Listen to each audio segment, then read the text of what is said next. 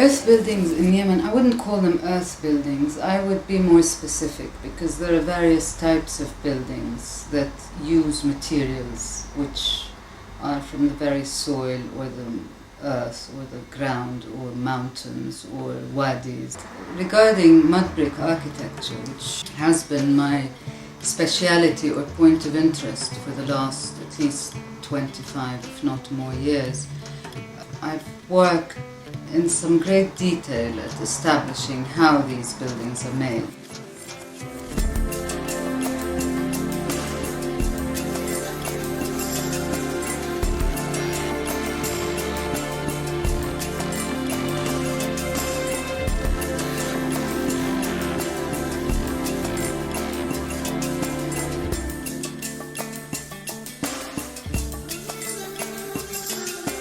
I'm not an historian, so I don't like to attach dates to buildings.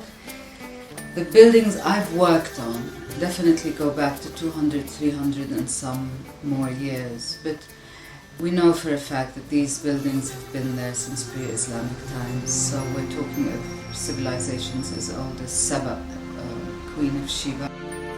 And I think if you go back to Genesis, you'll find the mention of both Shibam and Tarim and Hadramut in the Torah. Now how they're made is extremely complex because Yemen is one of the most sophisticated civilizations that has maintained and continued to construct its buildings and its architecture with these materials. When you've got 7 and 8 and 9 floors constructed in sun-dried mud brick, it's already a huge feat, both engineeringly and construction-wise, and when it comes to design, it's superior.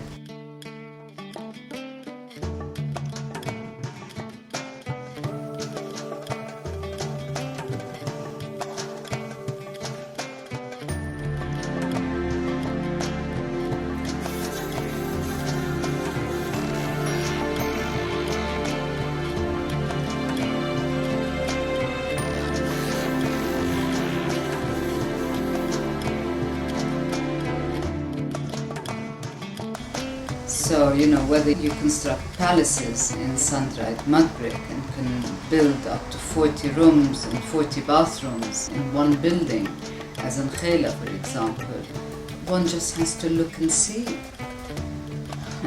why and what has made this so incredible and amazing.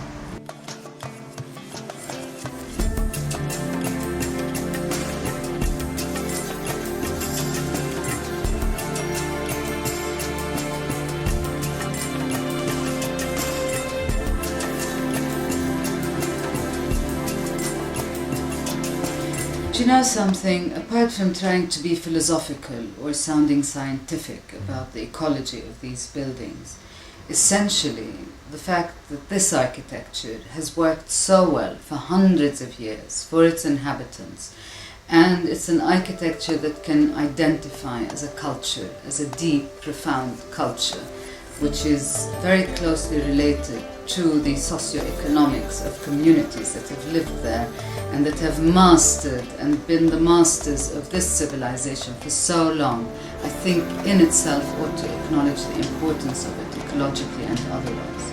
I think the best way to compare it ecologically or to discuss it or identify it as ecologically viable or sound or sustainable is just compare it with the ugly, mediocre, imported Western forms of buildings that are being used there, which are commercially viable because they fit into a more speculation market kind of economy.